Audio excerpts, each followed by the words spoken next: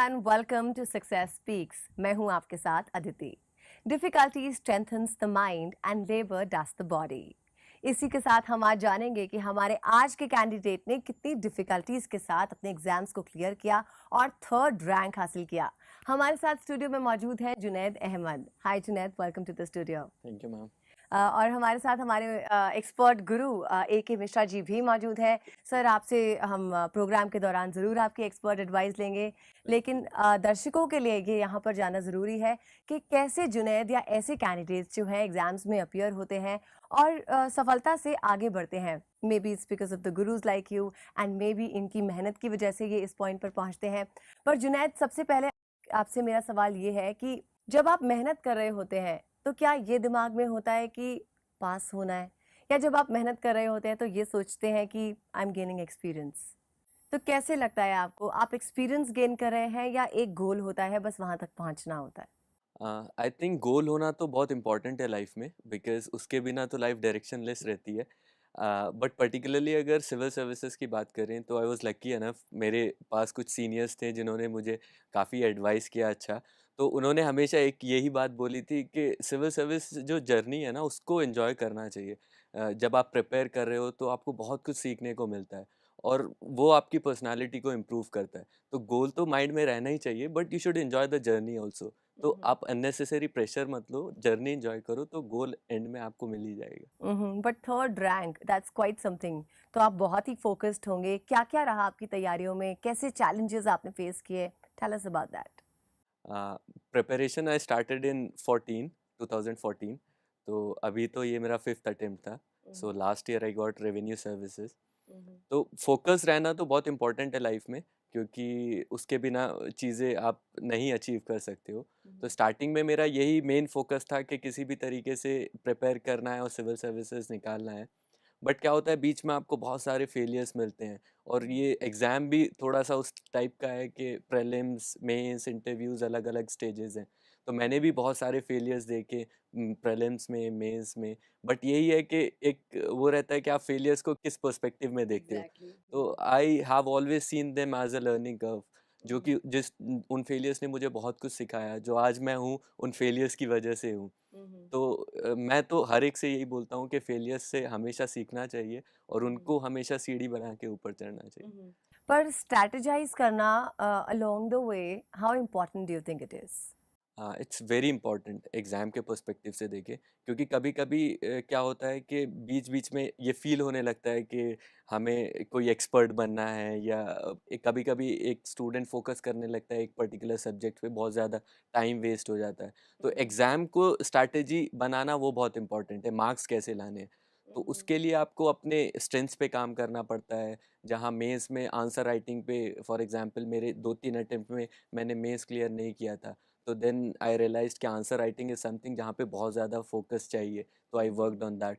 तो बीच-बीच में जहाँ जैसे-जैसे फेलियर था, उसके बाद मैंने अपनी स्ट्रैटेजी को चेंज किया और उस हिसाब से अपना आगे प्रोसीड किया था। सर, आपको क्या लगता है कि स्ट्रैटेजाइज करने के कौन से पॉइंट्स होने चाहिए कि किसी को इतना वक्त नहीं लगे, या कोई स्ट्रेट अवे ये जान पाए कि ये पॉइंट्स हैं, I have to follow these and I get that? देखिए, जैसा जुनैद ने कहा कि सबसे पहले एक लक्ष्य की क्लैरिटी बहुत ज़रूरी है। जी। यदि लक्ष्य ना हो तो ड्राइव नहीं मिलता। जी। और फिर आती है कि स्ट्रैटेजी की बात, कि कैसे हम उसको बनाएं। तो उसके लिए यूपीएससी ने एक सिलेबस दिया हुआ है, क्वेश्चन पेपर्स हैं। उस कॉन्सेप्ट को बनाने के लिए एक बार उसके अध्ययन करने के बाद वो काफ़ी क्लैरिटी आ जाती है। जी। और जो सबसे बड़ी चीज़ है वो है कि एक डिसीजन फॉर्मेटिवेशन की अथक प्रयास, परसिवेरेंस जिसको कहते हैं, जो जुनैद के एफर्ट्स में आपको दिखाई दे रहा है। कि जैसे इन्होंने कहा कि फिफ्थ अटैम्प्ट है, इसके पहले वाले अटैम्प्ट में इनको आईआरएस कस्टम्स मिला, लेकिन शुरू के 3 अटैम्प्ट में नहीं भी मिले।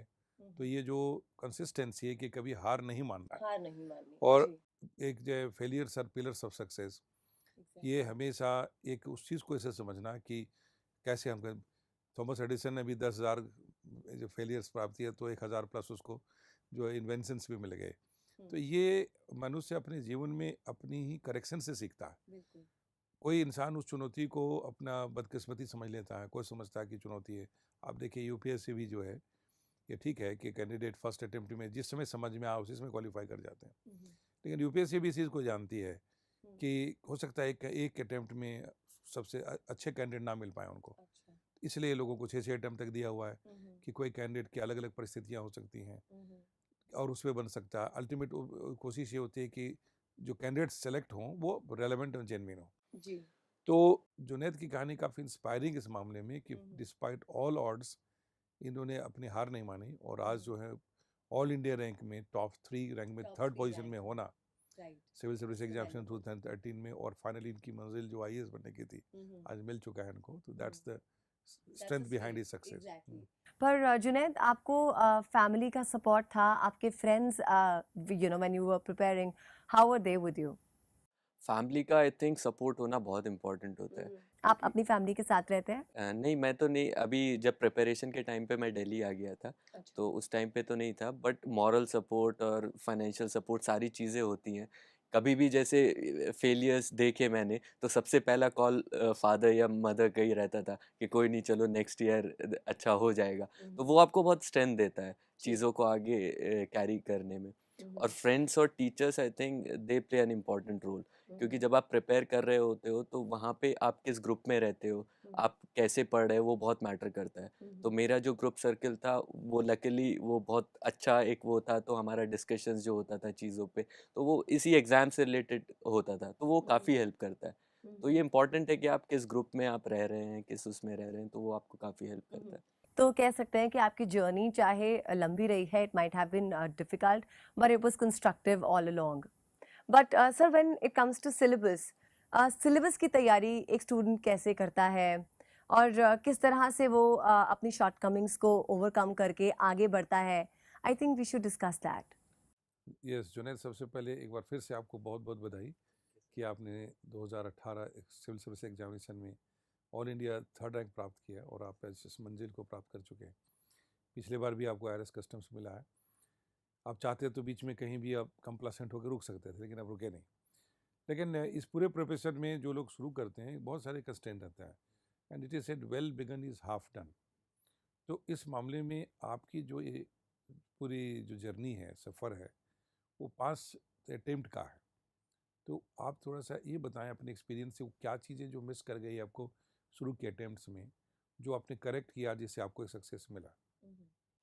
शुरू में जो नए कैंडिडेट्स आते हैं, क्योंकि यूपीएससी का अगर हम देखें सिलेबस और बाकी चीज़ें, वो बहुत वाइड है। तो सबसे पहली तो चीज़ ये समझना कि what is the demand of this exam. It takes a lot of time for new candidates to understand this thing. जितना जल्दी आप ये समझ जाएंगे उतना जल्दी आप क्रैक कर लेंगे। और उसकी की सर ने जैसे बोला, सिलेबस और प्रीवियस ईयर्स पेपर्स हैं। अभी स्टार्टिंग में क्या होता है, हम लोग बुक्स पढ़ने के चक्कर में उन चीज़ों को नेग्लेक्ट कर जाते हैं। तो फर्स्ट थिंग जो बेसिक वो है, मैंने भी कुछ मिस किया 2-3-4 महीने, वो सिलेबस और प्रीवियस ईयर्स पेपर पे फोकस रखना चाहिए। स्टार्टिंग में एटलीस्ट 1-2 महीने उनको प्रॉपर एनालिसिस करना चाहिए ताकि उससे एकदम एक क्लैरिटी आ जाए कि करना क्या है। कि करना एग्जैक्टली क्या है। और दूसरा क्या है कि जो हम लोग स्टार्टिंग में जब स्टार्ट करते हैं, तो एनसीईआरटीज़ जो बुक्स हैं वो बहुत इंपॉर्टेंट है, क्योंकि वो आपका एक बेस डेवलप करती हैं। तो उनको जल्दी ख़त्म करने के चक्कर में हम लोग उनको प्रॉपर वो ध्यान नहीं देते हैं उन पे। तो फोकस के साथ एनसीईआरटीज़ को अगर पढ़ेंगे तो वहाँ आधा चीज़ कवर हो जाती है। तो वहाँ पे एक मेन फोकस रहना चाहिए। और तीसरी चीज़ जो है कि कभी-कभी क्या होता है कि स्टूडेंट्स को लगता है प्रीलिम्स, मेंस, इंटरव्यू ये सब डिफरेंट अलग-अलग स्टेजेस हैं, जबकि पूरा एक इंटीग्रेटेड स्टडी है। तो मैंने भी स्टार्टिंग में प्रीलिम्स पे ज़्यादा फोकस किया, तो मेंस में मेरा क्लियर नहीं हो पाया था।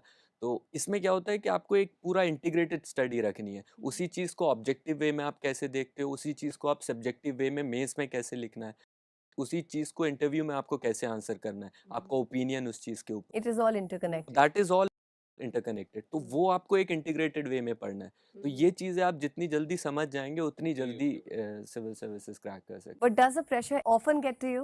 वो तो होता है, प्रेशर तो होता है, क्योंकि कंपटीशन इतना ज़्यादा है, उसके बाद आपको चीज़ें भी कवर करनी होती हैं। लेकिन वही है कि आप कैसे हैंडल करते हो। तो एक गोल आप जब आपके सामने होता है, तो उस प्रेशर को हैंडल करने की ताकत भी आ जाती है। एग्जैक्टली। तो हमेशा उस डेडिकेटेड वे में अगर आप देखेंगे तो हमेशा उसको हैंडल करें।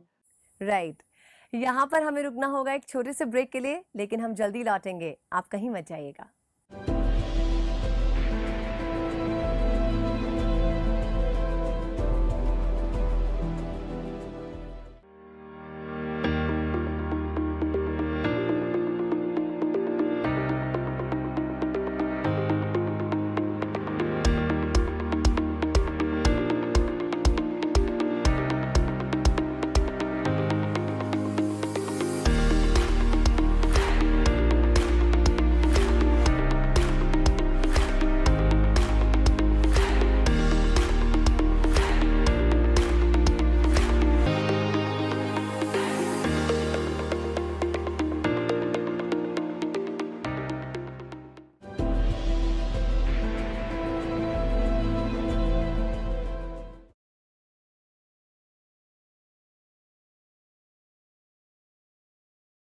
Welcome back. आप देख रहे हैं सक्सेस स्पीक्स। आपके साथ मैं हूं अदिति और कॉन्वर्सेशन जारी है। जुनैद, जो हमने एनसीईआरटी की बात की, पहले फंडामेंटल्स क्लियर होना चाहिए और उसके लिए सिलेबस एंड क्वेश्चंस उसकी स्टडी पहले हो जाए। एनसीईआरटी की स्टडी भी करना, वो भी एक बड़ी कलाकारी इस एग्जामिनेशन के बारे में। तो उसको कैसे पढ़ना चाहिए और किस स्टैंडर्ड से पढ़ना चाहिए, ये दिमाग में बहुत क्वेश्चन होता है स्टूडेंट का। उसके बारे में आपकी क्या राय है? आई थिंक कुछ लोग बोलते हैं कि 6 से 12 तक की एनसीईआरटीज आर गुड, बट मैंने 9th से स्टार्ट किया था बिकॉज ऑलरेडी उसमें कवर हो जाता है और आप ग्रेजुएशन के बाद आ रहे हैं तो 9th से आप आराम से समझ सकते हैं चीज़ों को। तो 9th से लेके 12th की जो एनसीईआरटीज हैं वो ठीक हैं अगर आप पूरा सिलेबस कवर करने का देखें। इकोनॉमी बट किसी को मान लो उसको फंडामेंटल्स क्लियर नहीं है तो they can go. They can go for 6 class NCERTs और उनसे स्टार्ट कर सकते एक इसमें और क्वेश्चन आता है कि ओल्डेस्ट एनसीईआरटी पढ़ें या न्यू पढ़ें। आपके सामने भी आया होगा ये डिलेमा, कि उसके बारे में आपकी क्या राय होगी? हैं। एक्चुअली मैंने तो ओल्ड एनसीईआरटीज पढ़ी थी हिस्ट्री की, एंशियंट मेडिवल मॉडर्न, तो काफ़ी अच्छी बुक्स हैं वो लिखी हुई हैं। फिर उसके बाद मैंने नेक्स्ट अटेम्प्ट्स में थोड़ा सा कल्चर पे फोकस है यूपीएससी का, प्रीलिम्स में भी मेंस में भी, तो मैंने कहा नई भी पढ़ लेते हैं। तो नए मैंने जो हिस्ट्री की पढ़ी वो भी काफ़ी अच्छी हैं। तो both are equally good, content आपको दोनों में उतना मिलेगा, अच्छा मिलेगा। बस ये है कि आप किस तरीके से उससे पढ़ रहे हैं अच्छे से। और उसके लिए सबसे इम्पोर्टेंट आपने जैसे बोला कि कैसे पढ़ना है, उसके लिए again I go to the basic syllabus और प्रीवियस ईयर्स पेपर्स। वो आपके दिमाग में जब रहते हैं तो वो सारे टॉपिक्स आपके दिमाग में रहते हैं, कहाँ से चीज़ें पूछी जा सकती हैं, किस चीज़ पे ज़्यादा फोकस करना है, किस चीज़ पे कम फोकस करना है, तो वो हमेशा ध्यान में रहना चाहिए। किताब में एक बहुत बड़ा कन्फ्यूजन होता है, क्या पढ़ें, कितना पढ़ें, कितना ज़्यादा पढ़ना पड़ेगा, ये लगती है। तो इस बारे में चूँकि आप ऑल इंडिया टॉपर हैं, 3rd रैंक है आपने पाया है, तो उसके बारे में रेंज ऑफ स्टडी, कितनी किताबें पढ़नी है, जो कन्फ्यूज़न है, जो कैडेट के दिमाग में आता है, और कितने घंटों की पढ़ाई करें, इसके बारे में ज़रा अपना आप एक्सपीरियंस लोगों को बताइए। बुक से रिलेटेड, बुक्स क्या, मैं कंटेंट से ही रिलेटेड अगर बात करूँ सिविल्स में, सबसे इम्पोर्टेंट आप कंसाइज करिए उसको जितना हो सकता है। जहाँ मैंने घटाना है, घटाना है प्रिसाइज़ करना। और उसको रिवीजन करना है। जितना ज़्यादा कंसाइज करेंगे, जितना ज़्यादा रिवाइज करेंगे, उतना आसान हो जाएगा क्रैक करना। अब जैसे बुक्स हैं, एनसीईआरटीज़ तो बेसिक्स हो गई, आपको जो करनी ही है। तो उसके बाद क्या होता है कि मल्टीपल बुक्स हैं मार्केट्स में, आप कोई भी उठा सकते हैं। लेकिन मेरा सजेशन ये रहता है कि हमेशा सिर्फ एक रेफरेंस बुक लें।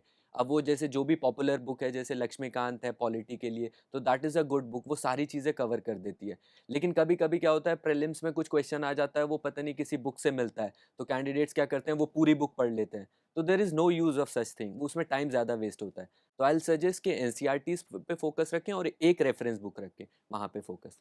और अगर आर्ट्स की बात करें जो आपने बोला, तो आई थिंक कि स्टार्टिंग में इट रिक्वायर्स कि आप थोड़ा-सा डेडिकेटेड स्टडी दें उन बेसिक्स को कवर करने के लिए। बट फिर भी एक जो काउंटिंग होती है स्टूडेंट की, कि 14-15 घंटे पढ़ना चाहिए, ये पढ़ने, उसके बारे में आपका अनुभव, आपका कंसिस्टेंट स्टडी कितने घंटे का था? नहीं, आई थिंक ये तो एक अननेसेसरी प्रेशर डालता है। 14-15 ह्यूमन कैपेसिटी के बाहर है, 14-15 आवर्स आप पढ़ना। उसके बाद आप अगले दिन उतना प्रोडक्टिव वो नहीं नहीं हो दे सकते, पाएँगे। आपकी एफिशिएंसी। एफिशिएंसी खत्म हो जाती है। तो आई विल सजेस्ट कि आपकी जितनी कैपेसिटी है, मैं टाइम को फोकस नहीं करता था। मैं क्या करता था कि टारगेट्स फिक्स करता था कि सपोज़ एक एनसीईआरटी है तो I have to finish in 2 days. तो उसमें मुझे कैसे भी, चाहे मैं वो 10 घंटे ले रहा हूँ, चाहे 4 घंटे, मुझे वो फिनिश करनी है। तो I used to keep my targets, daily targets, weekly targets, वो फिनिश करने रहते थे। तो अब आप कुछ लोग 4 घंटे, 5 घंटे पढ़ के ही बहुत कुछ समझ जाते हैं और वो किसी को ज़्यादा भी लगता है। किसी को ज़्यादा लगता है। तो it depends on individual to individual. But I will say कि फिक्स योर टारगेट्स, जो पढ़ाई के टारगेट्स हैं।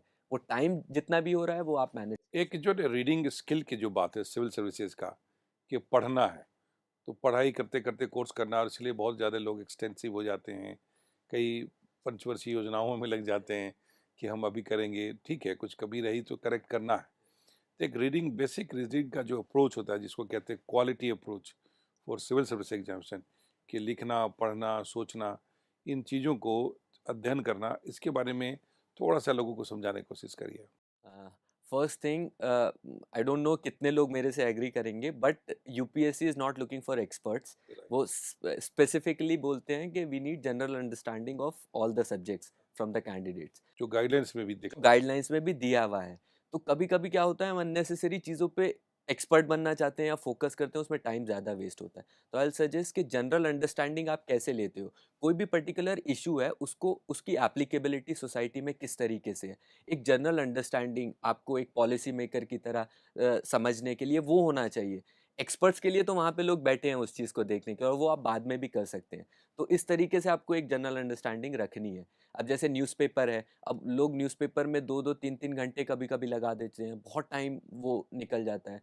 तो उसमें भी उतना टाइम की रीडिंग ज़रूरत नहीं होती है क्योंकि जब आपको पता है आपका सिलेबस क्या है, आपका क्वेश्चंस कहाँ से आ रहे हैं और जो आपके इम्पोर्टेंट टॉपिक्स हैं आपको वो ही पढ़ने हैं। मतलब अपनी जो सिलेबस की गाइडलाइंस हैं उन पे और उसका यदि फोकस्ड हो तो वो जो अननेसेसरी मेहनत है, टाइम है, वो बचेगा। वो बच जाएगा। अभी आपने न्यूज़पेपर की बात की, न्यूज़पेपर रीडिंग भी बहुत टाइम लग जाता है।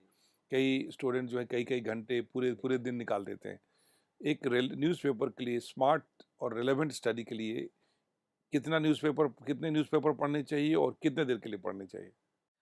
स्टार्टिंग में तो आई विल सजेस्ट कि क्या होता है जब नए आते हैं तो उस टाइम पे तो बहुत टाइम वेस्ट होता है। तो मैं तो सबसे बोलता हूँ कि स्टार्टिंग में अवॉइड करना चाहिए एटलीस्ट 1-2 महीने। सिर्फ रीडिंग के लिए पढ़ना चाहिए कि क्या चल रहा है, क्या है उस टाइप से। उसके बाद जब आपका सिलेबस थोड़ा-सा कवर हो जाता है, आपको जानकारी जनरल हो गई। अंडरस्टैंडिंग हो जाती है, उसके बाद आपको फ़ोकस करना चाहिए न्यूज़पेपर्स पे। तो एटलीस्ट 2 ढाई महीने के बाद ये फ़ोकस आना चाहिए। अब न्यूज़पेपर्स को किस तरीके से पढ़ना है? आई सजेस्ट कि 40-45 मिनट्स मोर देन सफिशिएंट होते हैं न्यूज़पेपर के लिए। यूपीएससी फोकस्ड स्टडी के लिए। तो उसमें जो एरियाज़ हैं जहाँ पे आपको फोकस करना है, एक तो आपको पॉलिटिकल न्यूज़ और जो लोकल न्यूज़ हैं, ये सारी चीज़ों को तो बिल्कुल अवॉइड करना है। वो बहुत अट्रैक्टिव होता है पढ़ने के लिए और सुनने के लिए, बट वो जितना हो सके अवॉइड करना है।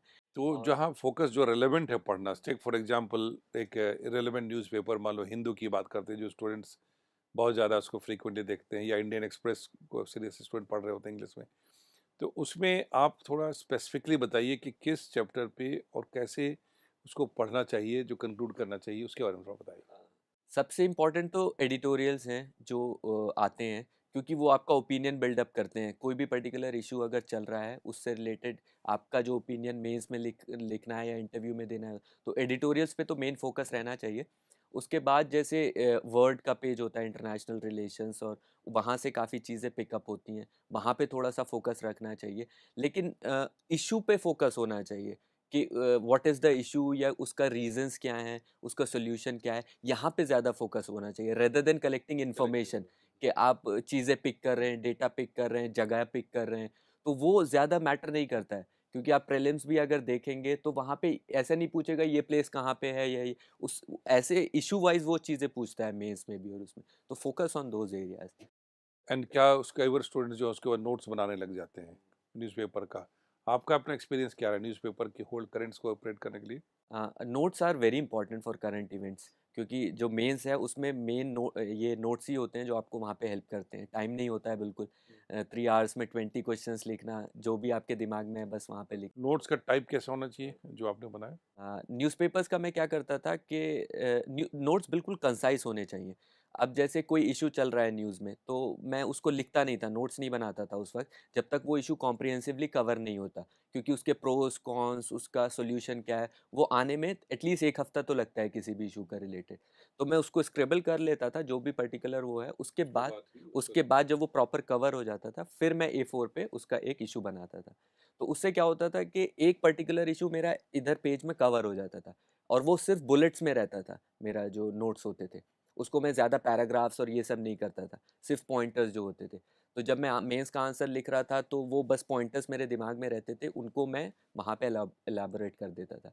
तो इस तरीके से काफ़ी हेल्प मैंने वो चीज़ें जो साथ-साथ ओपिनियन शुरू से बनते भी रहे। शुरू से बनता है। एक मैं प्रीलिम्स जो है चूँकि आपने ऑल 5 टाइम्स प्री निकाला है, ठीक है?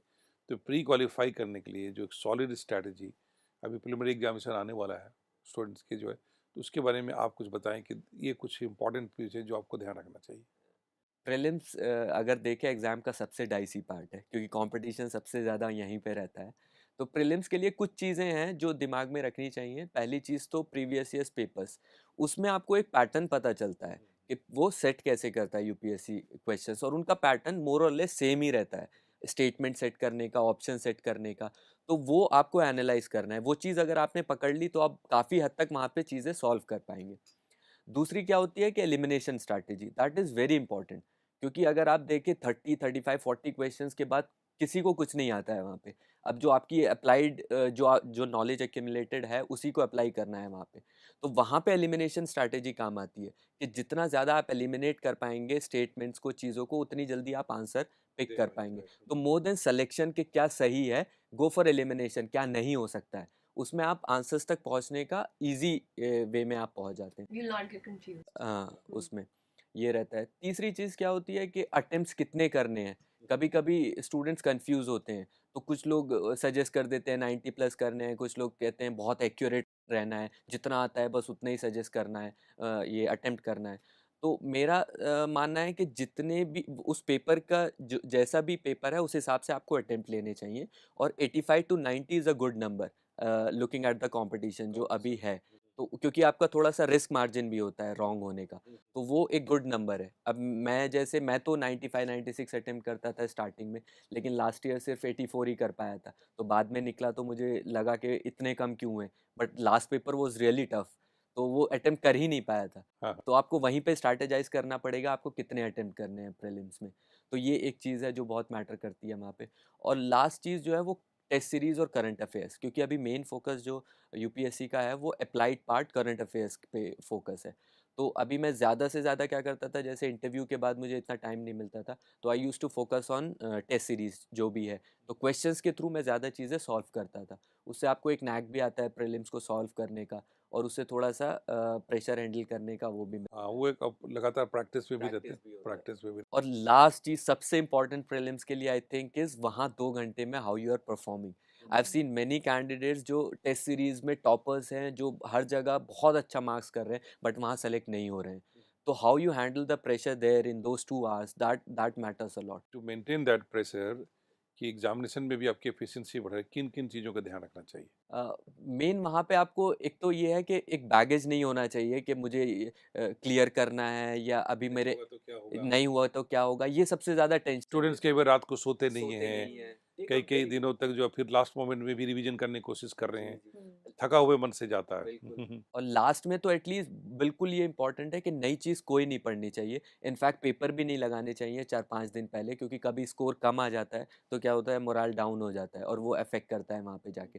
तो 5 दिन पहले रिलैक्स करना चाहिए, थोड़ा-थोड़ा जो आपको चीज़ें वो हैं वो रिवाइज़ कर लेनी चाहिए, नया बिल्कुल नहीं पढ़ना चाहिए। एंग्जाइटी पर बिल्कुल विजय और प्राप्त करके take a very good sleep, और उसके बाद एटलीस्ट हाफ एन आवर पहले आपको वहाँ पहुँचना चाहिए, क्योंकि आई हैव रियलाइज जब आप कभी हड़बड़ी या टाइम कम होता है और आप बहुत जल्दी पहुँचते हो वहाँ पे, और टाइम नहीं होता है, तो वहाँ पे थोड़ा सा दिमाग आपका ब्लॉक सा रहता शुरू से ही आप डिस्टर्ब हो है, गए। डिस्टर्ब हो गए। आप आराम से टाइम लेके वहाँ पे पहुँचिए, एटलीस्ट आधे घंटे पहले वहाँ बैठिए और फिर अपना पेपर करिए, तो ये एक एक क्वेश्चन को ध्यान से पढ़ करके और मार्क करना हाँ। कि सही जगह मार्क कर रहे हैं या नहीं कर रहे हैं, ये भी एक एग्जाम से बहुत इम्पोर्टेंट, क्योंकि कुछ मेरे हैं फ्रेंड्स, उन्होंने क्या किया था कि वो पूरा पेपर कर दिया था, उसके बाद ओएमआर में फिल करना शुरू किया, तो एक में रॉन्ग हो गया था, तो वो पूरा ओएमआर का सीक्वेंस रॉन्ग हो गया था, सीक्वेंस।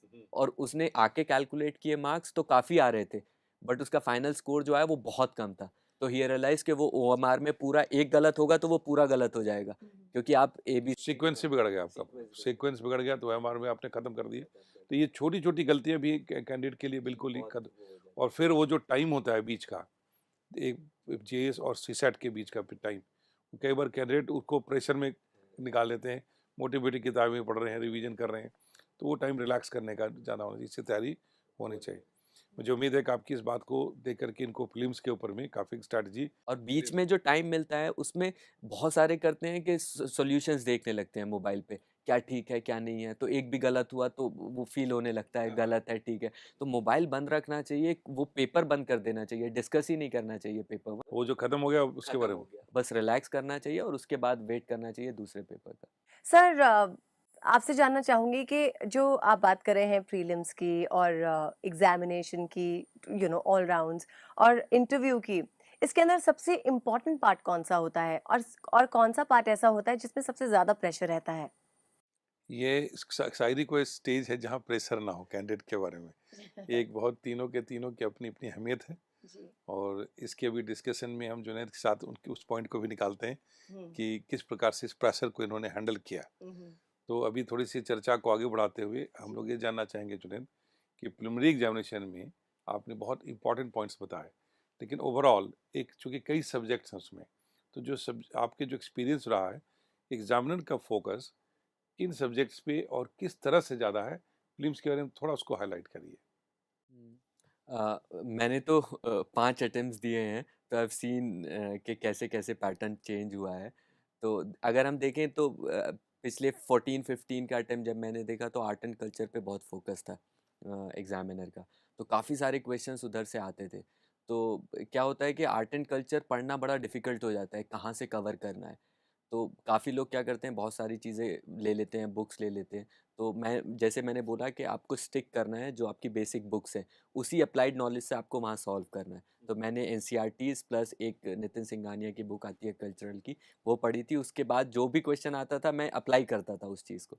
इसी तरीके से बीच में फ़ोकस था एनवायरनमेंट के ऊपर, तो रेड डेटा बुक और एंडेंजर्ड स्पीशीज़ और इन सब के ऊपर काफ़ी यूपीएससी का फ़ोकस रहा था।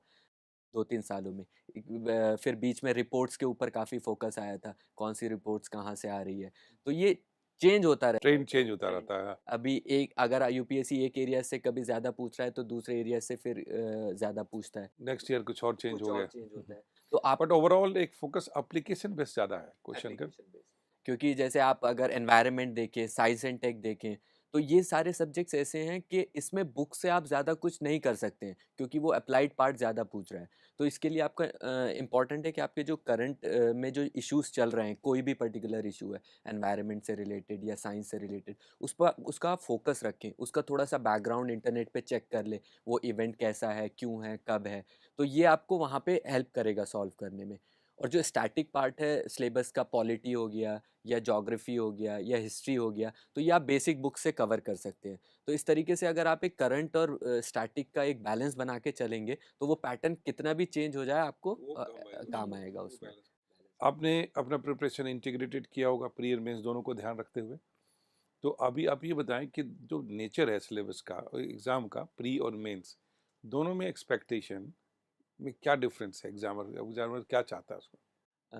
प्री में थोड़ा-सा हम चीज़ें ऑब्जेक्टिवली देखते हैं, ऑल्दो एक जनरल परसेप्शन है कि हाईएस्ट, लॉन्गेस्ट और ये सब चीज़ें प्री में पूछी जाती हैं, ऐसा कुछ नहीं है, क्योंकि लोगों को लगता है कि उस तरीके से है, जनरल जो नया बच्चा आ रहा है।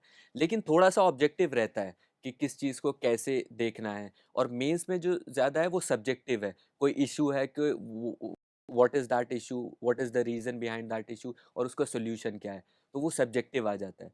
तो इस तरीके से प्रीलिम्स और मेंस में थोड़ा-सा ऑब्जेक्टिविटी और सब्जेक्टिविटी का फ़र्क आता है। लेकिन उसी इश्यू को आपको दोनों नज़रियों से पढ़ना है, तभी आप दोनों को एक इंटीग्रेटेड स्टडी ले पाएँगे, दोनों के साथ। दोनों के साथ। मेंस के प्रिपरेशन की जो बात है उसमें से आप पहले बताएं कि पहले अटेम्प्ट में आपका मेंस नहीं हो पाया, तो उसमें आपको क्या लगता है क्या कमी रह गई थी? I'll tell you my marks. First attempt में when I gave mains, 636 I got and this year I got 893. So 250 marks का jump. तो this is a gradual progress जो हुआ है मेरा attempt to attempt. बढ़ता चला गया। तो मेंस में आप जितनी मेहनत करोगे उतने आपको मार्क्स मिलेंगे। अब स्टार्टिंग के अटेम्प्ट्स में मेरे साथ प्रॉब्लम ये हो रही थी कि एक तो आपकी स्पीड वो बहुत मैटर करती है क्योंकि 20 क्वेश्चंस एंड 3 आवर्स में आप किस तरीके से लिखोगे उसको। तो उसके लिए मैंने आंसर राइटिंग प्रैक्टिस नहीं की थी। तो वहाँ पे जाके 17-18 क्वेश्चंस ही अटेम्प्ट कर पाता था। तो लास्ट के अटेम्प्ट्स में मैंने जितना हो सका उतना ज़्यादा आंसर राइटिंग की। तो उसने पूरे मैं क्वेश्चंस अटेम्प्ट करके आया। इनफैक्ट 5-10 मिनट पहले ही पेपर कंप्लीट हो जाता था। तो ये पहली चीज़ है कि आपको आंसर राइटिंग पे फोकस करना है, स्पीड बढ़ानी है। दूसरी चीज़ क्या थी कि प्रीवियस अटेम्प्ट्स में मैं बहुत अनऑर्गेनाइज्ड वे में लिख रहा था। क्या होता था कोई भी इश्यू पूछा जा रहा है, तो मैं जंबलिंग कर देता था जो भी पॉइंट्स मेरे दिमाग में आते थे। तो उसका रीज़न था या तो मैंने उस क्वेश्चन को प्रीवियसली लिखा नहीं है या तो उस इश्यू को मैंने नोट्स वाइज़ प्रिपेयर नहीं किया ताकि वो पूरा स्ट्रक्चर उतर सके। तो उसकी वजह से मार्क्स नहीं मिलते थे।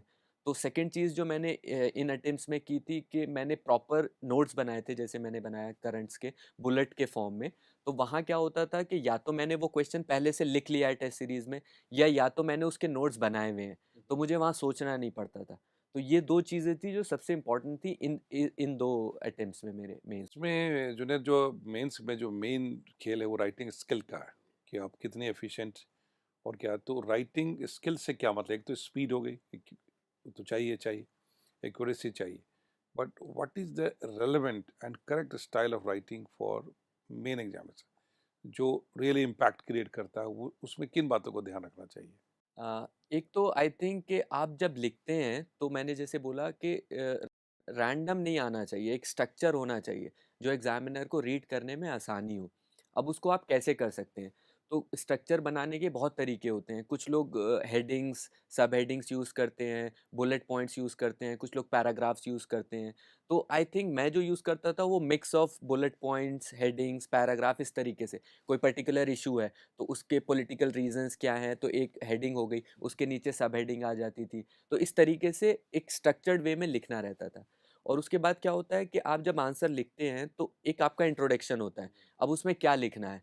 तो कुछ लोग जनरल एक डेफिनेशन लिखते हैं। मैं ट्राई करता था कोई फैक्ट देने का उससे रिलेटेड, जो पर्टिकुलर इशू पूछा गया है। फिर जो मेरी बॉडी होती थी उसमें मैं जो बुलेट पॉइंट्स की जो मैंने बनाए हुए होते हैं उसी को एलैबोरेट करता था। और जो सजेशन होता है, रिकमेंडेशन पार्ट आखिर में जो क्लोजिंग होती है, वो बड़ी इंपॉर्टेंट होती है, क्योंकि एग्जामिनर जब क्लोज कर रहा होता है तो वो मार्क्स उसी के हिसाब से थोड़ा सा कंक्लूजन क्या कंक्लूजन क्या है। तो कंक्लूजन में मैं ट्राई करता था कि जो भी कमिटीज़ हैं, एमिनेंट पर्सन्स हैं, उनकी सेइंग्स या रिकमेंडेशंस जो भी हैं वो वहाँ पुट अप करता था। और बहुत ऑप्टिमिस्टिक वे में, कितना भी कुछ क्रिटिकल पूछा गया है, एक ऑप्टिमिज्म आना चाहिए कि यू थिंक कि चीज़ें अच्छी हो जाएंगी। कि you are a solution giver? हाँ, सॉल्यूशन गिवर, डिसाइसिव हैं, सॉल्यूशन गिवर है। तो उस तरीके से वहाँ पे वो चीज़ रखनी चाहिए राइटिंग में।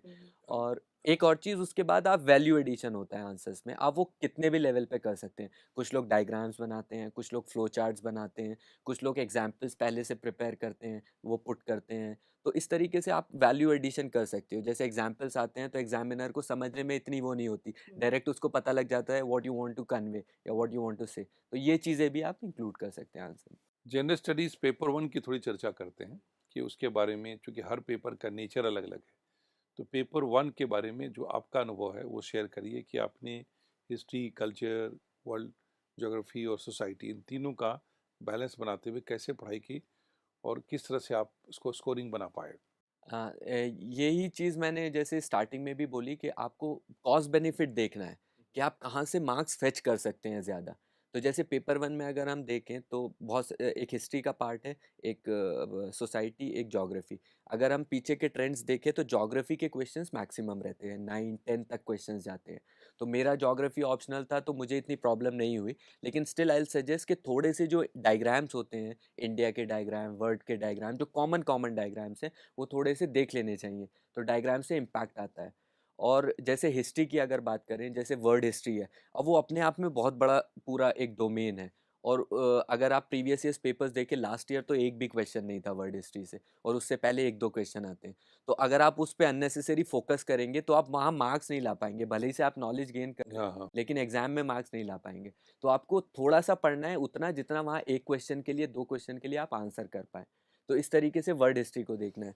और जो हिस्ट्री का पार्ट है मेनली, एंशियंट, मेडिवल, मॉडर्न, तो उसमें भी आप देखेंगे मेडिवल के पार्ट में से ज़्यादा क्वेश्चन नहीं आते हैं। तो उस पे आपको अननेसेसरी टाइम फोकस नहीं करना है। मेन क्वेश्चन आते हैं एंशियंट में से, वो भी कल्चरल के पार्ट में, art and culture. Art and culture पे। तो फोकस ऑन दैट एरिया, क्योंकि मॉडर्न हिस्ट्री में से जो भी क्वेश्चन आएंगे वो हमने मॉडर्न हिस्ट्री बहुत अच्छे से पढ़ी होती है, वहाँ पे ज़्यादा फोकस होता है हिस्ट्री का। आइडिया है कि पूरी एक बार स्टडी बेसिक्स होनी चाहिए, बेसिक्स होनी चाहिए, focus in areas, in areas पे होना चाहिए। आर्ट एंड कल्चर हो गया और मॉडर्न मॉडर्न वर्ल्ड का, और वर्ड पे थोड़ा सा आपको कम वो करना चाहिए। मॉडर्न इंडिया पे ज़्यादा हाँ, फोकस। मॉडर्न इंडिया पे। तो और ये हर पेपर का है कि आपको देखना है किन एरियाज में आप मार्क्स फेच कर सकते मॉडर्न इंडिया में भी Focus जुनैद कहाँ से आपको दिखाई दिया कि फोकस सबसे ज़्यादा एग्जामिनर जो है मॉडर्न इंडिया में कहाँ कर रहा है ज़्यादा? हैं। मॉडर्न इंडिया में अभी क्या है ना कि देखिए, स्टार्टिंग जो क्वेश्चंस हैं कि मॉडरेट्स, एक्सट्रीमिस्ट और उनका रोल और गांधी जी वो सब खत्म हो गए हैं। तो अभी वो क्या फोकस कर रहे हैं कि कुछ कंपैरिजंस कर रहे हैं, जैसे दो पर्सनालिटीज़ के बीच में, गांधी अंबेडकर के बीच में क्वेश्चन आया था। तो ये सब चीज़ें ऐसी हैं जो आपको अप्लाई करना पड़ेगा। ये कहीं पे भी आपको बुक में नहीं मिलेगा कि आपको दो पर्सनालिटीज़ का कंपैरिजन मिल जाए। या हाइपोथेटिकल क्वेश्चन आया था कि if Gandhi would not have been there तो हमारा नेशनल मूवमेंट का कोर्स क्या होता। तो ये सब क्वेश्चंस ऐसे हैं जो कि आपको अप्लाई करके ही यूज़ करने हैं। तो आपको एक बेसिक अंडरस्टैंडिंग बनानी पड़ेगी और अपना माइंड वहाँ पे अप्लाई करना पड़ेगा। मॉडर्न हिस्ट्री में। तो इट्स इस मोर तरीके common sense it's more than of common या सेंस कि आप कैसे आप यूज़ कर रहे हैं वहाँ पे। जब वो स्टडी करते हैं तो उसके साथ-साथ ये चीज़ों को डेवलप कर ये डेवलप करना चाहिए। एक इंक्विजिटिव माइंड होना चाहिए, तभी आप यूपीएससी के क्वेश्चंस को पहले से प्रेडिक्ट कर पाओगे किस तरीके से यू हैव पूछ टू बी सकता मोर है। Practical in more your practical approach या उसमें। जुनैद, एक इसमें अब थोड़ी-सी चर्चा हम ज्योग्राफी का भी कर लेते हैं। आपने जिस तरह से हिस्ट्री की बड़ी इंटरेस्टिंग ढंग से किया। ज़रा वर्ल्ड ज्योग्राफी जो पेपर 1 का सिलेबस है, उसमें किन बातों को ध्यान रखना चाहिए और कैसे तैयार करना चाहिए? आपने क्या किया ये बताइए? ज्योग्राफी की अगर हम देखें तो हमेशा एक आध क्वेश्चन स्टैटिक ऐसा रहता है जो ऑप्शनल टाइप का होता है, तो मेन प्रॉब्लम वहीं आती है, बाकी तो मोस्टली करंट रिलेटेड होते हैं। तो आई विल सजेस्ट कि जैसे उन क्वेश्चंस के लिए एक जीसी लियोंग बुक आती है, that is a good book. NCERTs के अलग वो अगर आप पढ़ेंगे तो बेसिक अंडरस्टैंडिंग कौन सा वेदर कहाँ पे कौन सा क्या चीज़ें हैं वो आपको आइडिया हो जाता है। तो वो बुक पढ़ लेनी चाहिए, तो static part most of the times cover हो जाता है उससे। मेन फोकस आपका ज्योग्राफी में करंट पे होना चाहिए, क्योंकि आप अगर क्वेश्चंस देखें अर्बन फ्लडिंग, उसके बाद वेजिटेशन और वाटरशेड प्रोग्राम और इस टाइप के क्वेश्चन ज़्यादा पूछे जाते हैं जिनका अप्लाइड जो है वो एस्पेक्ट ज़्यादा है। जो डिज़ास्टर्स हो रहे हैं, अभी साइक्लोन आया है, फानी साइक्लोन चल रहा है वहाँ पे उड़ीसा में, तो उसी से रिलेटेड क्वेश्चन बन सकता है। जैसे पूछा था वेस्टर्न कोस्ट पे ईस्टर्न कोस्ट पे क्यों साइक्लोन ज़्यादा होते हैं, तो दीज आर क्वेश्चन जिनका अप्लाइड जो है वो चीज़ें ज़्यादा हैं। तो फोकस ऑन दोज थिंग्स जो कि करंट में चल रही हैं ज्योग्राफी के लिए। यहाँ पर हमें रुकना होगा एक छोटे से ब्रेक के लिए, लेकिन हम जल्दी लौटेंगे, आप कहीं मत जाइएगा।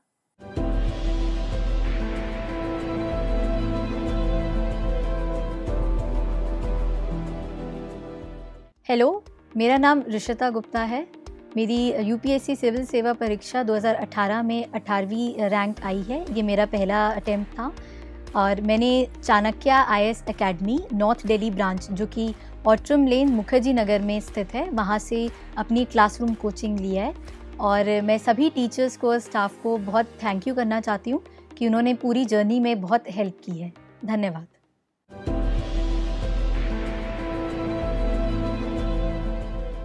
वेलकम बैक, आप देख रहे हैं सक्सेस स्पीक्स और जारी रखते हैं अपनी चर्चा को, आगे बढ़ाते हैं सर। और आई थिंक जुनैद से और कुछ ऐसे सवालात किए जाने चाहिए जो हमारे ऑडियंस के लिए भी हेल्पफुल हो। हम पेपर 1 की जिससे चर्चा कर रहे थे, उसमें आपने ज्योग्राफी की चर्चा की, बहुत इंटरेस्टिंग। उसी तरह से पेपर 1 में सोसाइटी, इंडियन सोसाइटी के बारे में थोड़ा चर्चा करते हैं कि एग्जामिनर का फोकस कहाँ है और उसका प्रिपरेशन की टोटल स्ट्रैटेजी क्या होनी चाहिए ना? सोसाइटी से अगर हम बात करें तो एक तो एनसीईआरटी वो तो बेसिक है ही, एक सोसाइटी की एनसीईआरटी आती है, वो आपको बेसिक अंडरस्टैंडिंग देती है इंडियन सोसाइटी के बारे में। क्वेश्चन से रिलेटेड अगर हम बात करें तो बेसिक फोकस एग्जामिनर का सोशल इश्यूज जो इंडिया में रेलेवेंट हैं उनके ऊपर रहता है, चाहे वो चाइल्ड से रिलेटेड हो, चाइल्ड लेबर आता है और चाइल्ड एजुकेशन आती है, हेल्थ आता है चाइल्ड का, वो सारी चीज़ों पे फोकस रहता है। वेमेन रिलेटेड इश्यूज बहुत ज़्यादा फोकस रहता है, चाहे वेमेन की हेल्थ से हो या फिर एक पेट्रियार्कल एक सेटअप है उसका जो सिस्टम है उससे रिलेटेड चीज़ें हो। तो चाइल्ड, वेमेन, लेबर और ये जितने भी कास्ट सिस्टम और रीजनलिज्म और ये जितनी भी चीज़ें हैं इन पे ज़्यादा फोकस रहता है एग्जामिनर का। तो आई थिंक इन चीज़ों को ज़्यादा फोकस में रख। और करंट से उसको जोड़ के चलें, जो Correct. अखबारों में जो आ रहा रेलेवेंस, वो पढ़ते रहे तो कोई समस्या नहीं। पर सर मैं एक बात जानना चाहूँगी कि you seem to be very clear कि क्या कहाँ पर होना चाहिए, पर नॉर्मली जो प्रिपरेशन कर रहे होते हैं उनको किस पॉइंट पे ये क्लैरिटी आती है? ये चीज़ मैं जैसे सर ने भी बोला और मैंने भी कि आपको समझना यूपीएससी को that is the first task. जितनी जल्दी समझ जाएंगे उतनी जल्दी क्लियर कर लेंगे, जिस दिन समझ गए क्वालिफाई कर। क्वालिफाई कर लेंगे। तो वो समझने के लिए बेसिक थंब रूल है कि आप पेपर्स जब तक आपको पता नहीं है वो क्या डिमांड कर रहा है तब तक आप नहीं समझोगे। तो पेपर्स को देखें, उसी में आपको क्वेश्चंस दिए हुए हैं सोसाइटी में किस एरिया से पहले के previous paper previous years paper, तो आपको आइडिया हो जाएगा कि वो किन एरिया से किन डोमेन्स पे फोकस करता है, पूछता है। तो ये चीज़ आपको पता चल जाएगी तो आप उसी डायरेक्शन में अपनी स्टडी। और यदि ये ना समझे तो कैंडिडेट फिर कई सालों तक सिर्फ सब्जेक्ट पढ़ रहे होते हैं, उनको उसका नॉलेज गैदर कर रहे होते हैं कि करना क्या है। जुनैद, हम पेपर 2 की थोड़ा चर्चा करते हैं, जीएस का, जिसमें एक डायनेमिज्म है, इंडियन पॉलिटी, गवर्नेंस, कॉन्स्टिट्यूशन और तमाम इंटरनेशनल रिलेशन के हैं। तो आपका ऑप्शनल क्या रहा है? मेरा ज्योग्राफी ऑप्शनल था। लेकिन यहाँ आपने इंडियन पॉलिटी गवर्नेंस का जो पेपर है, इसको आपने कैसे तैयार किया, जो लोगों को समझाना चाहेंगे? पॉलिटी एंड गवर्नेंस के लिए सबसे इम्पोर्टेंट तो जो बेसिक बुक है ये लक्ष्मीकांत की, ये आपको थोड़ा सा कॉन्स्टिट्यूशन का पूरा आइडिया दे देती है, तो आपको आंसर को बैक करने के लिए हेल्प होता है कॉन्स्टिट्यूशन से। लेकिन मेन जो आते हैं वहाँ इश्यूज आते हैं, आपको उनको कैसे हैंडल करना है। तो अब पॉलिटी के लिए मैंने जैसे जो लॉज होते हैं वो बहुत पूछे जाते हैं, उनका क्रिटिसिज्म या उनका क्या सोल्यूशन हो सकता है। तो एक वेबसाइट है पीआरएस की जो लेजिस्लेटिव उसका पूरा एक देती है कि किस तरीके से क्या उसमें क्या इश्यूज हैं, क्या सोल्यूशन है, तो वो रेफ़र करता था, उसने काफ़ी हेल्प किया। उसके बाद क्या है, एआरसी रिपोर्ट है एडमिनिस्ट्रेटिव रिफॉर्म्स कमीशन की। लेकिन जनरल स्टडीज़ के बच्चे के लिए वो पूरी रिपोर्ट पढ़ना बहुत डिफ़िकल्ट होता है, उसकी समरी और सेलेक्टिव रीडिंग अच्छा रहता है, तो आपको एक बेसिक आइडिया हो जाएगा कि आपको किस तरीके से पढ़ना है। और तीसरी चीज़ क्या है कि जितने भी जो टॉपिक्स हैं, मैं क्या करता था कि हेडिंग्स हैं जैसे एसएचजीज, एनजीओ, सिविल सोसाइटी, इनको क्या करता था कि बना लेता था इनका स्टैटिक पार्ट, एनजीओज़ के क्या साथ क्या इशू है, उसका सॉल्यूशन क्या है या इसका इंपॉर्टेंस क्या है। तो इससे क्या होता है कि आपका स्टैटिक कवर हो जाता है, फिर जो करंट में इश्यूज़ आ रहे हैं आप उसको लिंक करते हैं उस चीज़ से, तो ये इस तरीके से हेल्प करता है। और इकोनॉमिक सर्वे और बजट, ये चीज़ें भी पेपर 2 में काफ़ी ऐसी चीज़ें होती हैं जो हेल्प करती हैं उस चीज़ को रिलेटेड। इंटरनेशनल रिलेशन के लिए क्या किया आपने? इंटरनेशनल रिलेशन पे मैं आ रहा था। तो इंटरनेशनल रिलेशन के लिए what I did, first thing is कि यूपीएससी में एक तो फोकस रहता है, हर साल कुछ ना कुछ इंस्टीट्यूशन पूछते हैं वो, एक ना एक इंस्टीट्यूशन उसके बारे में चीज़ें। तो जो भी इंस्टीट्यूशंस हैं यूएन के या वर्ल्ड बॉडीज़ हैं, उनसे रिलेटेड इश्यूज़ हैं, वो मैं कवर करता था कि एटलीस्ट वो बॉडीज़ जो न्यूज़ में है वो कवर कर सकूँ। और उसके बाद इंटरनेशनल रिलेशंस पे मेन जो फोकस रहता था, वो रहता था कि इंडिया का पर्सपेक्टिव विज़-अ-विज़ दूसरी कंट्रीज़ के। तो सबसे पहले एक फोकस हो गया India with relation to neighbouring countries, तो जितनी भी नेबरिंग कंट्रीज़ हैं। फिर एक एरिया है मिडिल ईस्ट का या वेस्ट एशिया जो हम बोलते हैं, एक यूरोप हो गया, एक अमेरिका हो गया। तो इन एरियाज़ को इंडिया के पर्सपेक्टिव से मैं कवर करने का ट्राई करता था। तो 2 फोकस रहते थे, एक तो इंडिया का रिलेशंस दूसरी कंट्रीज़ के साथ, तीसरा जो इंस्टीट्यूशंस हैं, मल्टीलैटरल इंस्टीट्यूशंस या बायलैटरल इंस्टीट्यूशंस, उनकी इंपॉर्टेंस और इंडिया का रोल। तो इन 2 चीज़ों पे मैं फोकस रखता था। हम्म। पर सर ये क्या सिर्फ सेल्फ स्टडी से पॉसिबल है to achieve the understanding of everything, और did you take any kind of tuitions और नॉलेज और information from the internet? How did you go about it? Self study में भी आपको इम्पॉर्टेंट है स्मार्ट स्टडी आप कैसे करते हो।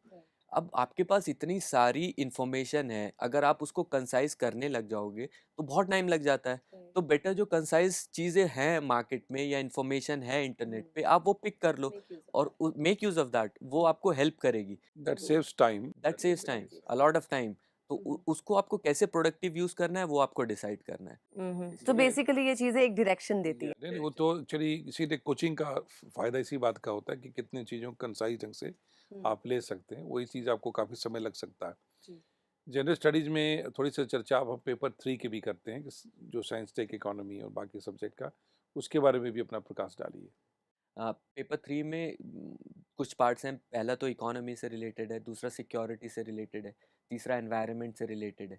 तो ये 3 बेसिक एरियाज़ हैं जहाँ पे फोकस करना चाहिए। अब इकोनॉमी के लिए क्या है, एक तो जनरल अंडरस्टैंडिंग आपको हो जाती है, प्रीलिम्स आप देते हो, लेकिन वहाँ पे वो क्वेश्चंस अप्लाइड वे में पूछता है। तो इकोनॉमिक सर्वे जैसे मैंने बोला, पेपर 2 और पेपर 3 दोनों के लिए इंपॉर्टेंट होता है, बजट और इकोनॉमिक सर्वे। वो आपको वाइडर पर्सपेक्टिव देता है चीज़ों को लेके, तो फोकस थोड़ा सा वहाँ रखना चाहिए। और जो इकोनॉमी का पार्ट है वो मैंने करंट से ज़्यादा कवर किया था, जितनी भी चीज़ें न्यूज़पेपर में चल रही हैं, फिस्कल डेफिसिट से लेके इन्फ्लेशन क्यों है या एग्रीकल्चर इश्यूज़ क्या हैं, क्यों हैं, उस टाइप से। तो वो अप्लाइड वे में ही पूछते हैं, तो उनको आपके करंट अफेयर्स के नोट्स बने होने चाहिए, वो बहुत इंपॉर्टेंट है उस चीज़ के लिए। अब एनवायरनमेंट का जो पार्ट आता है, तो उसके लिए स्टैटिक कोई बुक नहीं है जो चीज़ें वो कवर कर सके। तो एनवायरनमेंट में वो वैसी ही चीज़ें पूछते हैं जो कि इश्यूज अभी चल रहे हैं। Burning issue. Earning issue, Paris summit हो गया या क्लाइमेट डील हो गए या एनवायरनमेंट का इम्पैक्ट अभी जैसे फानी ने कितना डैमेज किया है एग्रीकल्चर को और इसको, तो डिज़ास्टर उसमें आपका कैसे करते हैं, डिज़ास्टर मैनेजमेंट आप कैसे करते हैं। मतलब है कि एक फंडामेंटल्स क्लियर हो, लेकिन एक फोकस होना चाहिए जो बर्निंग इश्यूज पे चले आ रहे हैं, जो इस तरह से डिजास्टर मैनेजमेंट सारी चीज़ों को ले करके। बेसिकली जो एडमिनिस्ट्रेटिव पॉइंट ऑफ व्यू से चीजें हैं उस तरह से देखनी चाहिए, that there is a problem and this is the solution, this is your point of solution. पूरे स्टडी का पूरा डायरेक्शन वही है कि जी। आपको it's a process of making one officer while preparation is going on. Absolutely. पूरे उसी प्रिपरेशन में एक मेकिंग हो रही it's not just a test of knowledge. है ना, इट इज जस्ट मेकिंग। वो इवॉल्व हो रहा है कैंडिडेट जो सिविल सर्विसेज की तैयारी के दौरान। राइट। पेपर 4 एक बड़ा ही डायनेमिक पेपर है, एथिक्स इंटीग्रिटी एप्टीट्यूड। उसके बारे में आप ओवरऑल क्या अप्रोच आपने अपनाया, कैसे अपने केस स्टडीज की टेक्निक को बेटर किया, वो बताइए। अब पेपर 4 के लिए क्या है कि स्टार्टिंग में जैसे मैंने कुछ लोगों से सुना कि थियरी लिखने से मार्क्स मिल रहे थे, बट अभी क्या हो गया है कि वो ज़्यादा चेक कर रहे हैं कि आप कितना उसको अप्लाइड वे में यूज़ कर सकते हैं उसको, एथिक्स को। तो मेरा फोकस क्या था कि एक तो जो सिलेबस है पेपर 4 का, उसकी जो टर्मिनोलॉजीज़ हैं वो सारी दी हुई हैं, ऑनेस्टी, अकाउंटेबिलिटी, इंटीग्रिटी, जितनी भी हैं सब हैं। तो मैंने क्या किया था, उन सारों को अपने वर्ड्स में 3-4 लाइन्स में लिख लिया था, what I understand with those words या विद दोज टर्म, सारे उसके वोकैबुलरी उसके क्लियर कर। क्लियर कर ली, बुकिश डेफिनेशन नहीं, वो ताकि मैं ओपन कर सकूँ अपना आंसर। उसके बाद मैंने एथिक्स में क्या किया था, सबसे इंपॉर्टेंट होता है कि आप उसको कैसे प्रेजेंट करते हो, कैसे जस्टिफाई करते हो, उसके लिए एग्जाम्पल्स आपको यूज़ करने बहुत इंपॉर्टेंट हो जाते हैं। तो जितने भी न्यूज़ में एग्जाम्पल्स आते थे पॉलिटिकल इश्यूज से रिलेटेड या ब्यूरोक्रेसी से रिलेटेड या इकोनॉमी से रिलेटेड, जिसमें एथिकल डिलेमा होता था या एथिकल इशू होता था, वो मैं लिख लेता था। तो उससे क्या होता है कि वो आप यूज़ कर सकते हो वहाँ पे अपनी सेल्फ डेफिनेशन के साथ। और आखिर में जो मैं आंसर था उसमें ये करता था कि जो भी मैंने लिखा है उसको जस्टिफाई किस तरीके से करना है।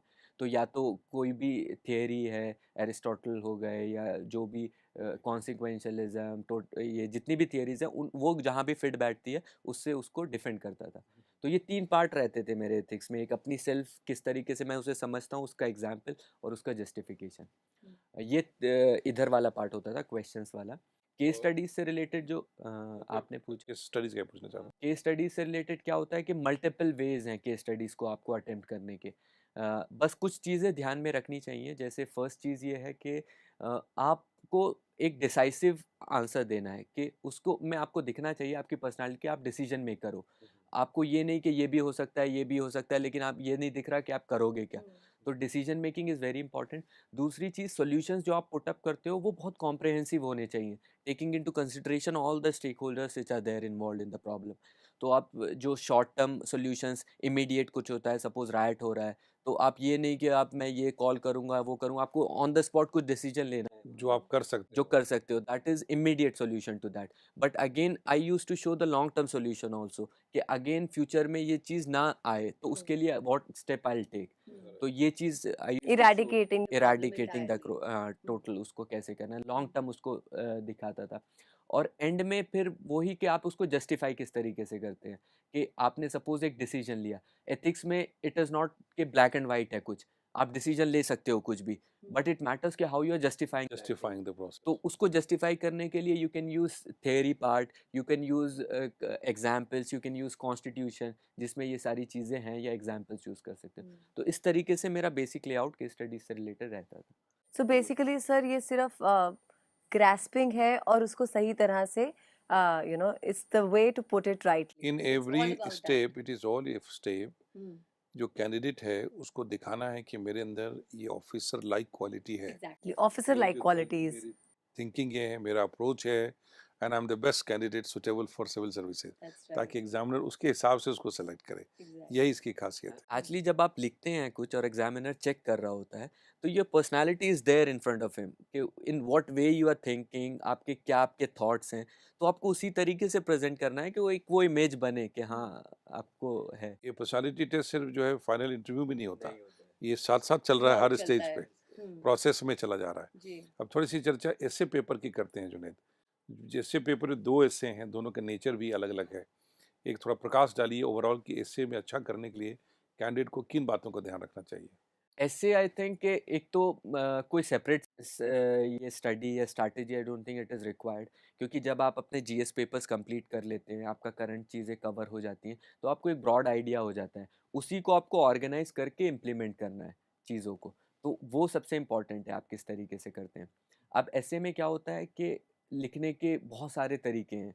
आप कुछ लोग हेडिंग्स में भी यूज़ करते हैं, कुछ लोग सीधा एक कंटिन्यूअस फ्लो में लिखते हैं। तो ये आपके अपने स्ट्रेंथ के ऊपर होता है, कोई फिक्स रूल नहीं है कि आपको ऐसे इसी सीधे तरीके से लिखना। लिखना है। तो कभी भी कोई कैंडिडेट को ये नहीं समझना चाहिए दूसरे का एसे पढ़ के सिर्फ कॉपी करने की जरूरत कॉपी करने की ज़रूरत नहीं है। अब आते हैं कि एसे को आपको किस तरीके से लिखना है। तो सबसे इम्पोर्टेंट चीज़ है कि एक तो टाइम तो वैसे ही डिवाइडेड होता है, 3 आवर्स है तो 1.5 घंटे का आपका एक एसे के लिए टाइम रखना चाहिए। आपको इसको ओवरशूट नहीं करना चाहिए, otherwise you will compromise on 1.5 घंटे के लिए 1.5 घंटे के लिए एक एसे यू राइट। टोटल 3 आवर्स हैं। तो 2 एसेज़ हैं। तो अब 1.5 घंटे आप एक एसे को दे रहे हैं। अब इसमें क्या होता है कि आपको सीधा जंप नहीं करना है कि स्टार्ट कर देना है लिखना। क्योंकि क्या होता है कि एसे के लिए इट्स इम्पोर्टेंट कि आप एक रफ लेआउट बनाएँ पहले, उसके बाद आप स्टार्ट करें लिखना। एक structure structure pointers prepare create करें। तो 15 minutes at least I used to give for that rough layout. उसमें क्या होता है जैसे सपोज़ मैंने टॉपिक पढ़ा, तो उसमें जो भी मेरे फ्लडिंग हो रही है वो सब मैं नोट डाउन कर लेता था। उसके बाद मैं उसको ऑर्गेनाइज़ करता था ऊपर-नीचे, कौन-सा पॉइंट कहाँ पे लाना है, कौन-सा पॉइंट नीचे लाना है। तो ये चीज़ें आपको करनी पड़ेंगी 15 मिनट्स में, ये बहुत इम्पोर्टेंट होती राइट एट दैट टाइम। है एट दैट टाइम और उसके बाद आपको स्टार्ट करना है। एक्चुअली उन्होंने स्ट्रक्चर खड़ा कर लिया। सो बेसिकली किसी भी टॉपिक के आसपास आपके क्या थॉट्स है पहले उनको गैदर किया जाए। स्ट्रक्चर है कि फिर उनको पहले क्या लिखना है, segregate बाद किया में क्या जाए। लिखना है। अभी आप क्या होता है कि अगर आप लिखना शुरू कर दो तो सपोज आप लिख रहे हैं और आपको आपने लिख दिया और एक बहुत इंपॉर्टेंट पॉइंट है फिर एंड में रियलाइज हो रहा है if you put that point in between somewhere तो वो फ्लो ख़राब करता है एस्से का। तो आपको वो प्रॉपर पहले से बनाना पड़ेगा। फिर दूसरी चीज़ क्या होती है कि एस्से में सिलेक्शन ऑफ एस्से कि अब उन 4 में से आपको क्या सेलेक्ट करना है, कौन-सा वो करना है? तो ये इनफैक्ट पहला क्वेश्चन होना चाहिए आफ्टर मैंने सेकंड में लिया। तो सिलेक्शन के लिए इम्पोर्टेंट है कि आपकी कुछ स्ट्रेंथ होती हैं। जैसे मुझे फिलॉसफिकल एसेज मेरी स्ट्रेंथ है या फिर मेरा कोई जैसे टेक्निकल सब्जेक्ट टेक्निकल है वो स्ट्रेंथ है। तो मैं इनको उठाता था। लेकिन जो स्पेसिफिक पॉइंटर्स होते थे जैसे what is relevance of NAM एक आया था, तो मैं उस पे ज़्यादा नहीं कर पाता था। तो आपको ऐसे सिलेक्शन में क्या करना है, एलिमिनेट करना है यहाँ पे भी। 4 टॉपिक्स हैं एक ऐसे के, एलिमिनेट जो आपको नहीं करना है बिल्कुल, जो आपकी स्ट्रेंथ नहीं है। That gives you clearance. Clarity clarity कि क्लैरिटी। आपको कौन-सा अटेम्प्ट करना है और आखिर में आप शॉर्टलिस्ट करो आपको कौन-सा आपकी स्ट्रेंथ है, किस पे आप फोकस कर सकते हो। तो ये सिलेक्शन प्रोसेस है। अब दूसरा मैंने बताया आपको बेसिक 15 मिनट आपको ऐसे में एटलीस्ट देने हैं लेआउट बनाने के लिए। और दूसरी चीज़ क्या है कि इंट्रोडक्शन और conclusion what I used to do, मैं उसको पहले ही लिखता था। क्योंकि इंट्रोडक्शन आपने स्टार्ट कर दिया, बीच में कट हो रहा है, ग्रामेटिकल मिस्टेक हो रही है, वो इंप्रेशन थोड़ा-सा खराब सा देता था। तो 4-5 लाइन का वो कंफ्यूजन शो कन्फ्यूजन शो करता है कि you are not very clear. तो वो मैं लिख लेता था। अब इंट्रोडक्शन के लिए भी मल्टीपल वेज़ हैं। कुछ लोग कोट्स, कुछ लोग पोएम्स, कुछ लोग एनेक्डोट्स, जो भी उनकी स्ट्रेंथ है वो यूज़ करते हैं। तो इट डिपेंड्स कि आपकी स्ट्रेंथ क्या है, आप उस तरीके से उसको यूज़ कर सकते हैं। और कंक्लूजन जो होता है, conclusion again be very very optimistic.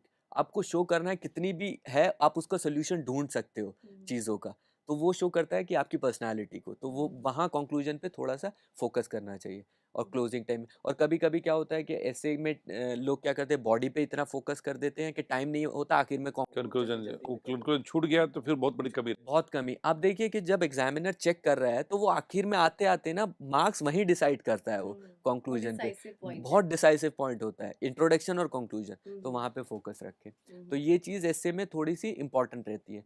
और एक जो बहुत इम्पोर्टेंट चीज़ है एस्से की वो ये है कि आपको अपने थॉट्स को रेस्ट्रिक्ट नहीं करना है। कोई पर्टिकुलर इश्यू अगर पूछा जा रहा है तो मे बी उन्होंने स्पेसिफिक वे में पूछा है but you have to show multiple dimension of that particular issue. तो इस तरीके से जैसे फॉर एग्जांपल इस बार alternate technologies to climate change resilient India ये पूछा था ऐसे। तो एट फर्स्ट ये लगता है कि बहुत टेक्निकल है, इसमें क्लाइमेट चेंज में आपको कैसे टेक्नोलॉजीज का यूज़ करना है बोले, बट मैंने उसमें सारी चीज़ें डाली थी। वेमेन का डोमेन भी डाला था कि वेमेन कैसे क्लाइमेट चेंज को अफेक्टेड है और वो कैसे वो कर सकती हैं, पोवर्टी कैसे अफेक्टेड है और उसको कैसे सोल्यूशन कर सकते हैं। हिस्ट्री में जो हमारे क्लाइमेट चेंज के स्ट्रक्चर्स हैं हमने कैसे उसको टैकल किया है वो भी सब डाला था। तो have a very broad view point जिसको आप ऐसे में इम्बाइब कर सके और लिख सके। उससे क्या होगा एग्जामिनर को पता चलेगा ये मल्टीपल डायमेंशंस में सोचता है और होगा। तो इस तरीके एक लैटरल थिंकिंग का कॉन्सेप्ट उसमें वेव कर गया। जुनैद आपका चूंकि सारे पॉइंट्स बहुत आपके कॉन्सेप्ट बहुत क्लियर हैं तो एक हम चाहेंगे कि आप ऑप्शनल के बारे में भी थोड़ी बात करते हैं कि ऑप्शनल का सिलेक्शन कैसे करना चाहिए और आपने कैसे किया। ऑप्शनल के लिए आई फील के सबसे इम्पोर्टेंट आपका इंटरेस्ट होता है कि आप क्या इंटरेस्ट है आपका। अब मेरे लिए था कि इंजीनियरिंग मैं करके आया था but I was not that good in engineering और वो लेना मेरे लिए बहुत डिफ़िकल्ट हो जाता। तो मैंने क्या किया कि सब्जेक्ट्स देखे तो मुझे ज्योग्राफी, हिस्ट्री, पॉलिटिकल साइंस ये 3 मुझे लगा कि ठीक सब्जेक्ट्स हैं और मैं पढ़ सकता हूँ। तो व्हाट आई डिड, मैंने थोड़ा-थोड़ा स्टार्ट किया हिस्ट्री पढ़ना, क्योंकि जनरल स्टडीज़ में भी ये आपको पढ़ना ही है। बिल्कुल ठीक। तो I didn't directly jump to कि मुझे यही लेना है, मैं सीधा पढ़ लेता हूँ। आखिर में क्या होता है, आपका इंटरेस्ट नहीं है तो मार्क्स नहीं ला पाएँगे वहाँ पे। तो मैंने थोड़ा-थोड़ा पढ़ा, एक-एक बुक उसकी पढ़ी, देखी, तो ज्योग्राफी वाज़ समथिंग जिसको मुझे इंटरेस्ट आया और आई फेल्ट कि ज्योग्राफी में मैं कर सकता हूँ अच्छे से वो। तो यहाँ जो सबसे इंटरेस्टिंग बात निकल के आई कि कई बार ग्रेजुएशन में इंसान कंपल्सन में कोई सब्जेक्ट पढ़ लेता है लेकिन इंटरेस्ट नहीं होता। इंटरेस्ट नहीं लेकिन यूपीएससी में बिना इंटरेस्ट का आप नहीं पढ़ इंटरेस्ट सकते। तो interest take a subject with your interest, चाहे आपका बैकग्राउंड है या नहीं है। This is one thing. और दूसरी चीज़ कि कभी-कभी स्टूडेंट्स क्या करते हैं कि बहुत स्ट्रॉन्ग होते हैं ग्रेजुएशन वाले सब्जेक्ट में। सपोज़ टेक्निकल कोई इंजीनियरिंग का सब्जेक्ट है, बट एक मार्केट में परसेप्शन है इंजीनियरिंग में मार्क्स नहीं आते हैं या उसका कंटेंट नहीं है या मटेरियल नहीं है, तो वो छोड़ देते हैं उसको, दूसरे सब्जेक्ट पे चले जाते हैं। जबकि वो उनका स्ट्रॉन्ग पार्ट है, उनको ज़्यादा चाहिए नहीं उसमें, थोड़ा-सा पढ़ के they can secure marks there. तो आपको अपनी स्ट्रेंथ पे फोकस करना है। डोंट सी कि दूसरे को मार्क्स आ रहे हैं या मार्केट में क्या है, अगर आप उसको कैपिटलाइज कर सकते हो अपनी स्ट्रेंथ को, गो फॉर इट। क्योंकि हमने इंजीनियरिंग सब्जेक्ट्स में देखा है 350 मार्क्स क्रॉस हुए हैं, मैथमेटिक्स में इस बार 362 स्कोर है। तो if it is your strength, go for it. Don't think कि दूसरा क्या ले रहा दूसरा ले रहा है या दूसरे किस में नंबर आ रहा है, किस में नहीं आ रहे हैं। है, ये नहीं सोचना है। सब्जेक्ट वो लेना चाहिए जो खुद की अपनी तैयारी कर सके जो है। तो ये 2 चीज़ें ध्यान रखनी चाहिए। अच्छा, एक हम थोड़ा पर्सनालिटी टेस्ट के बारे में जानना चाहेंगे। आपने एक से ज़्यादा इंटरव्यू दिया, तो ओवरऑल आपका अनुभव क्या रहा पर्सनालिटी टेस्ट का? पर्सनालिटी टेस्ट के लिए तो एवरीवन नोज के knowledge they have already tested, what they are looking for is your personality, whether you have certain traits which they are looking for और नॉट। और जैसे मैंने दिए हैं इंटरव्यूज, जो मुझे फीडबैक मिला और जितना मैंने बात करी, तो कुछ ट्रेट्स हैं जो दे लुक फॉर।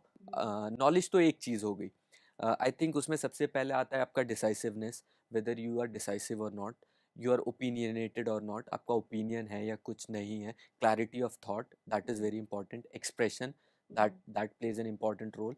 देन एक positivity, optimism, energy is very important वहाँ पे, क्योंकि बॉडी लैंग्वेज आपकी बहुत अच्छी होनी। एक अच्छा होना चाहिए, वो रिफ्लेक्ट करना चाहिए, क्योंकि administration is a very difficult job, इतना प्रेशर आता है वहाँ पे, और आपकी एक पॉजिटिविटी, ऑप्टिमिज्म उस चीज़ को हैंडल करने में आसान करती है।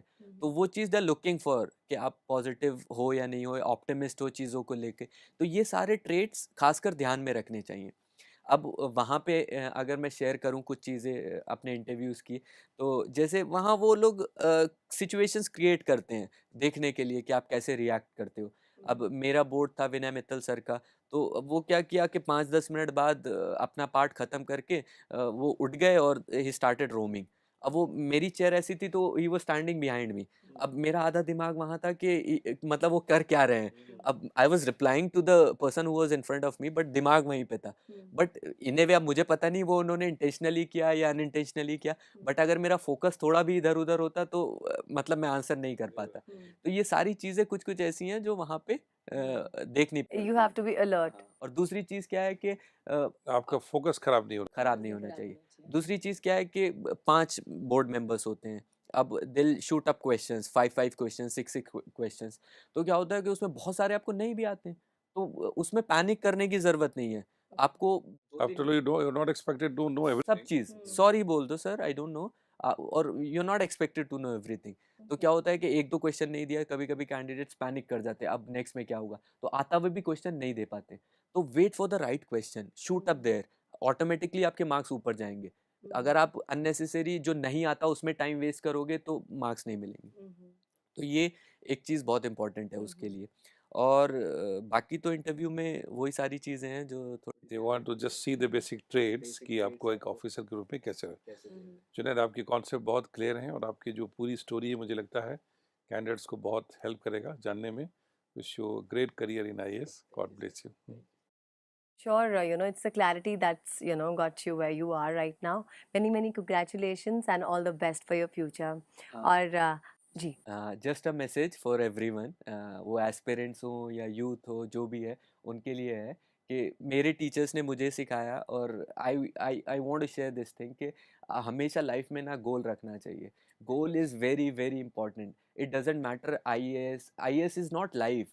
आप किसी भी फील्ड में बहुत अच्छा कर सकते हो इफ़ यू हैव अ गोल, आप फोकस्ड हो। दूसरी चीज़, फेलियर से कभी मत घबराना। आई हैव सीन, आप जितना फेल होगे, जितना नीचे एबिस में जाते हो ना, सक्सेस का उतना ही ज़्यादा मज़ा, बाउंस बैक कर सकते बाउंस बैक करने का। देन यू रियलाइज़ कि कितना मज़ा आता है उस चीज़ का। तो फेलियर्स को हमेशा स्टेपिंग स्टोन की तरह देखो। और लास्ट चीज़ जो है वो giving back to society, that is very important. Giving back to society. Ultimate satisfaction आपको वहीं पे आ सकता है। In whatever field you are, you give back to society जितना भी है, क्योंकि रिस्पॉन्सिबिलिटी अगर आती है तो उसको निभाना भी चाहिए। तो ये 3 चीज़ें दैट्स योर हमेशा ओन ध्यान सक्सेस रखिएगा। बेसिकली। हाँ, ये 3 चीज़ें हमेशा ध्यान रखिएगा, लाइफ में हमेशा सक्सेसफुल रहेंगे। Thank you. तो इसी के साथ हमें दीजिए इजाज़त। उम्मीद है कि आपको हमारा आज का ये शो पसंद आया होगा और वहाँ बैठे ऑडियंस को जो जवाब ढूँढने थे वो मिल गए होंगे। तो अगले सैटरडे 9:30 बजे सुबह देखना ना भूलिएगा success speaks. Don't forget to like, share and subscribe to our channel and press the bell icon to never miss an update.